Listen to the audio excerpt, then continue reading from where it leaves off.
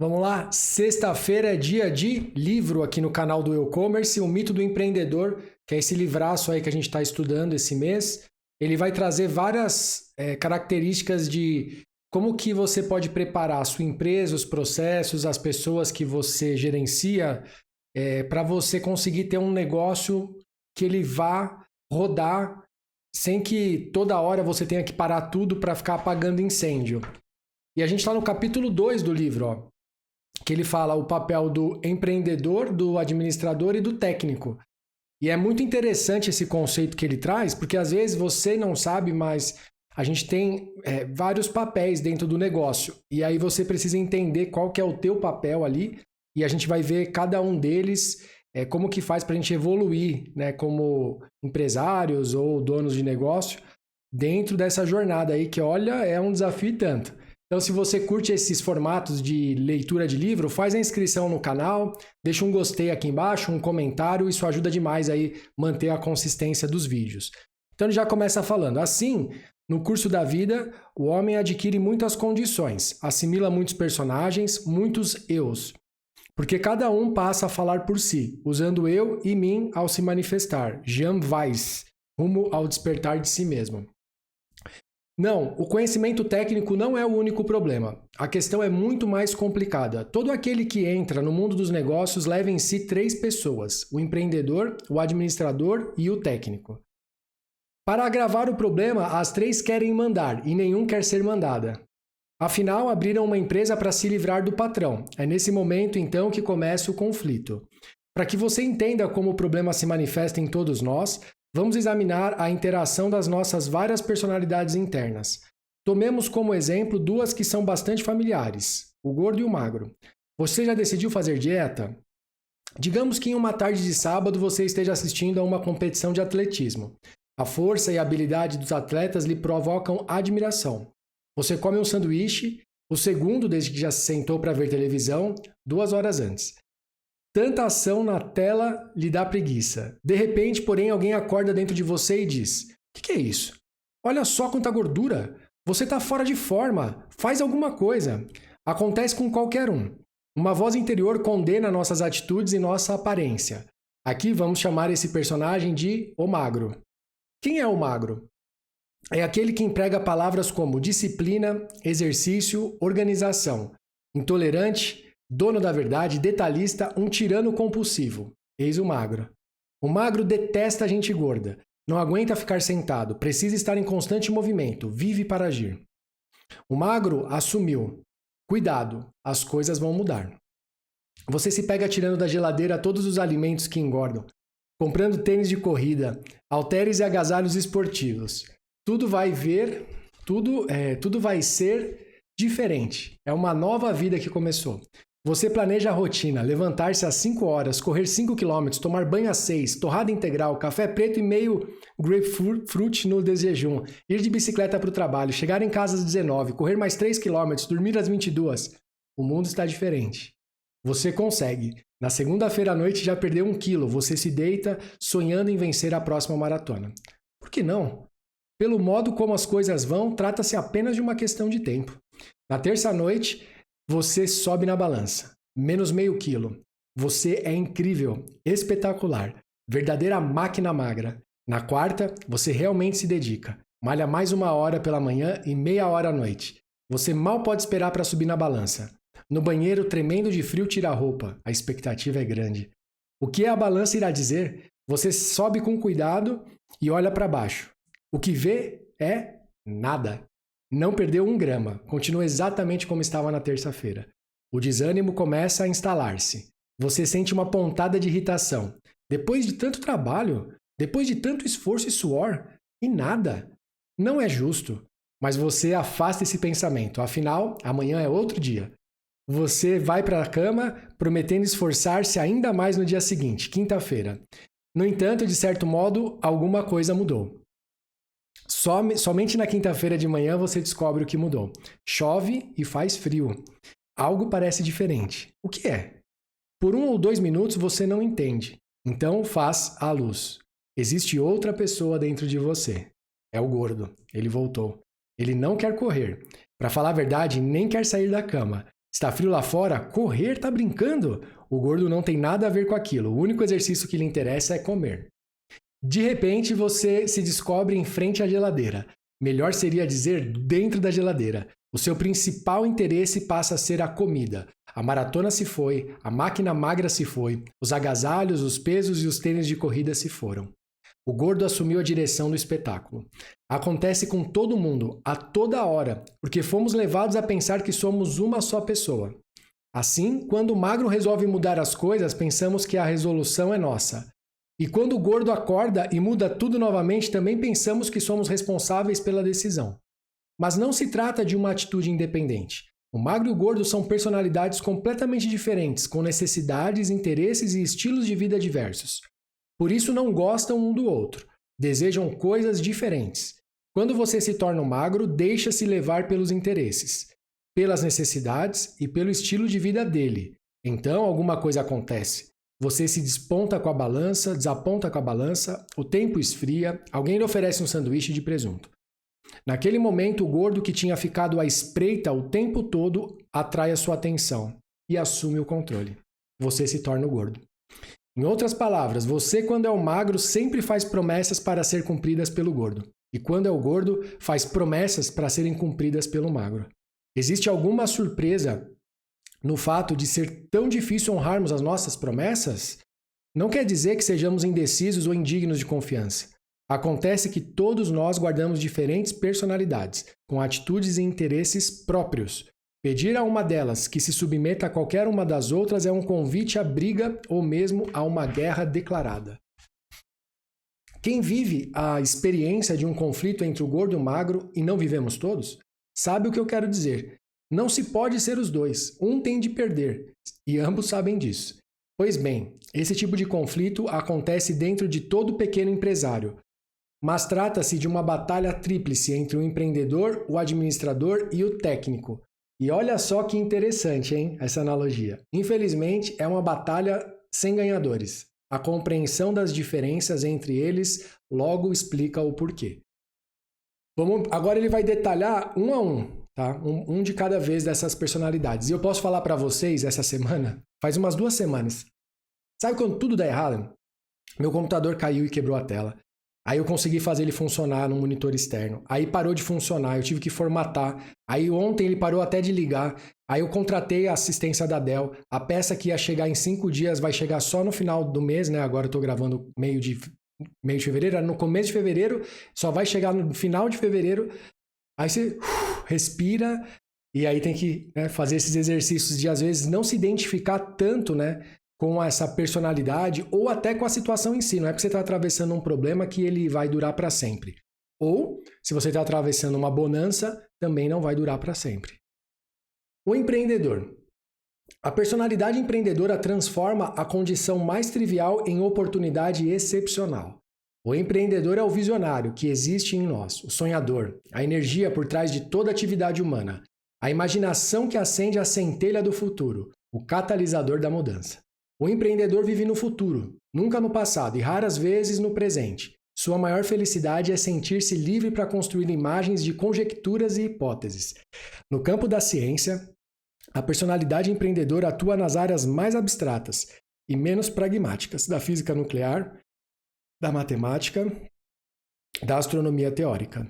No campo das artes, floresce na arena exclusiva da vanguarda. No mundo dos negócios, o empreendedor é o grande estrategista, o inovador, aquele que desenvolve métodos para penetrar em mercados já existentes ou criar novos. É o gigante, como Sears, Rubik, Henry Ford, Tom Watson, da IBM e Ray Kroc, do McDonald's. O empreendedor é a nossa personalidade criativa, sempre satisfeito em lidar com o desconhecido, de olho no futuro, transformando possibilidades em probabilidades, fazendo o caos resultar em harmonia. Toda personalidade fortemente empreendedora sente uma necessidade extraordinária de mandar. Já que vive no mundo imaginário do futuro, precisa controlar pessoas e fatos do presente para concentrar-se em seus sonhos. Por causa da sua necessidade de mudança, o empreendedor cria certa confusão em torno dele, o que é compreensivelmente perturbador para os que participam de seus projetos. Como resultado, ele frequentemente se vê sozinho.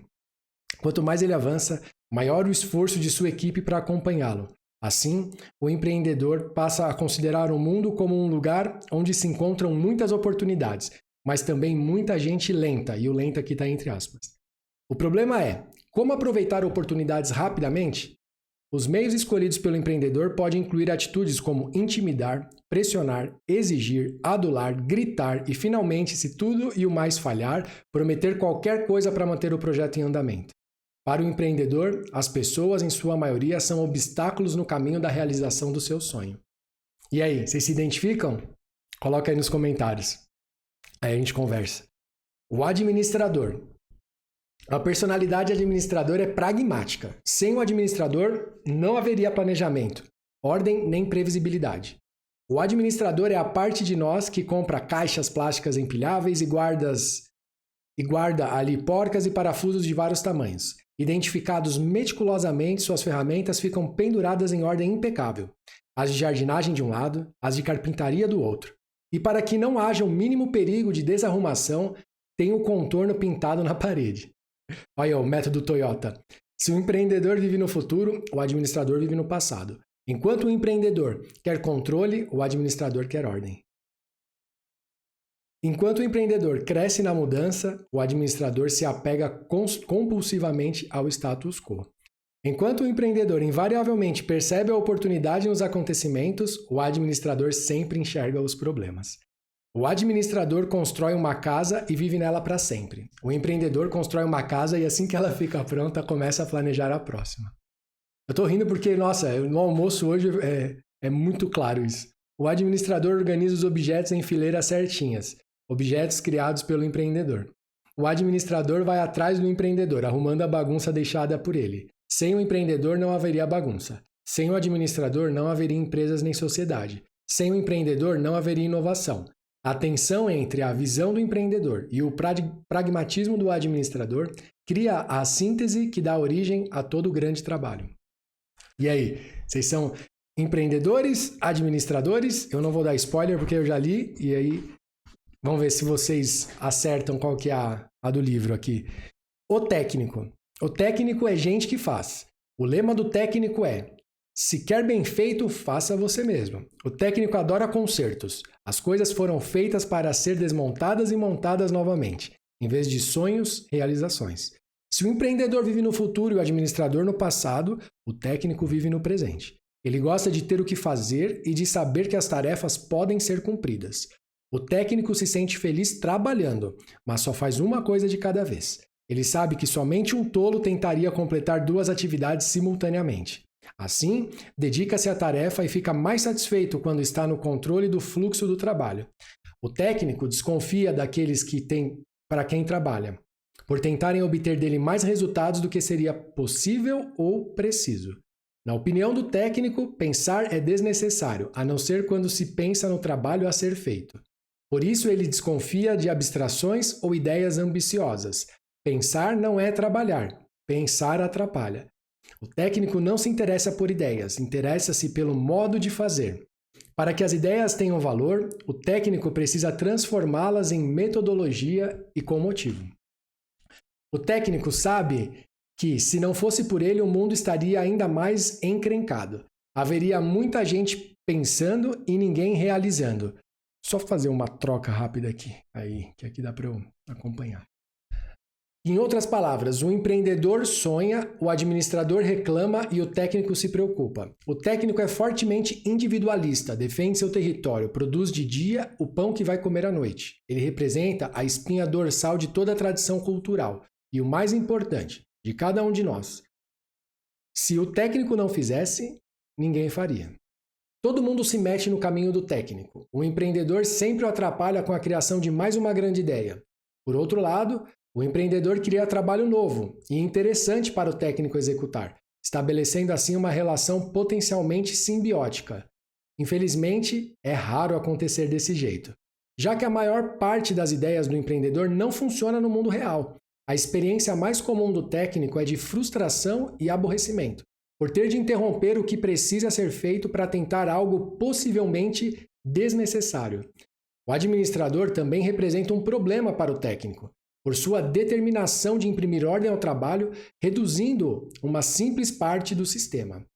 Individualista radical, o técnico não suporta ser tratado assim.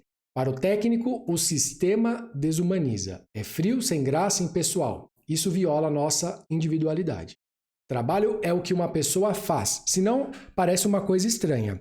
Para o administrador, porém, trabalho é um sistema de resultados que o técnico não passa de um componente.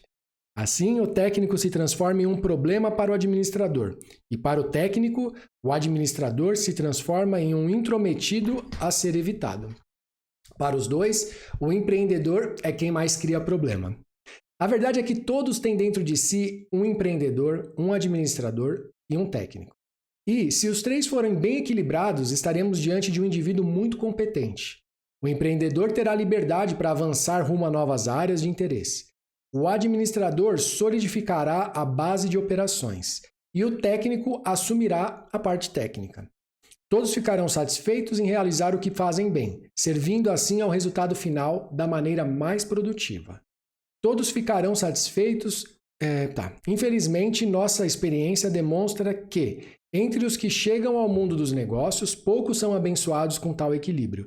O pequeno empresário típico é 10% empreendedor, 20% administrador e 70% técnico. O empreendedor acorda com uma visão. O administrador grita, "Oh não!" E enquanto eles brigam, o técnico aproveita a oportunidade para entrar no negócio sozinho. Não para realizar o sonho do empreendedor, mas para livrar-se do controle dos outros dois. Para o técnico, é uma felicidade. O patrão desapareceu. Para a empresa, porém, trata-se de um desastre, porque a direção está nas mãos de uma pessoa errada. O técnico assumiu. Sara parecia meio perdida. Lembra, né, dessa história? Se não lembra, volta lá para ver o outro vídeo, os dois outros que a gente já gravou. Não entendo, ela disse. Como eu poderia ter agido de modo diferente? O único motivo pelo qual entrei nesse negócio foi meu gosto pelas tortas. Não fosse assim, de que serviria? Ela me olhou desconfiada, como se eu estivesse tentando piorar uma situação já inadministrável. Vamos pensar juntos, eu disse. Meu discurso foi o seguinte. Se é verdade que em cada empresário existe 3 personalidades, e não apenas uma, pode imaginar a confusão que isso causa? Um quer isso, outro quer aquilo, e o terceiro uma coisa totalmente diferente. Sem contar as personalidades com quem entramos em contato. Dos clientes, empregado, marido, mulher, pais, amigos. Para confirmar isso, observe-se no dia a dia, como se estivesse de fora. Como se espiasse outra pessoa. Você vai ver surgirem as várias partes, todas fazendo o seu jogo, lutando por seu espaço e sabotando ao máximo umas às outras. Na sua loja, você vai ver que tem um componente deseja ordem, enquanto o outro sonha com o futuro. E outro não consegue ficar parado, preparar tortas, limpa, atende os clientes, sentindo-se culpado se não estivesse em constante movimento. Em resumo, você vai encontrar o empreendedor nos sonhos e planos, o administrador nas tentativas de deixar tudo como está e o técnico nas atitudes que enlouquecem os outros dois. O importante não é somente reconhecer que as suas personalidades não têm uma relação equilibrada, mas que a sua vida depende desse equilíbrio. Até lá é a guerra, uma guerra sem vencedores. E olha, eu não sei se vocês têm negócio, eu tenho negócio há 8 anos e eu falo que é uma guerra. Você vai descobrir ainda que uma das suas personalidades é a mais forte das 3, ou 4, ou 5, ou 6, e controla as outras. Na verdade, se observar atentamente, vai começar a entender como a tirania da personalidade mais forte é devastadora para a vida. E vai ver que, sem equilíbrio, sem que as 3 personalidades recebam as oportunidades, a liberdade e os recursos de que precisam para crescer, a sua empresa fatalmente vai refletir esse desequilíbrio. Assim, uma empresa voltada para o empreendedorismo, sem um administrador para pôr a casa em ordem e um técnico para fazê-la funcionar, está fadada à morte precoce e provavelmente muito dramática.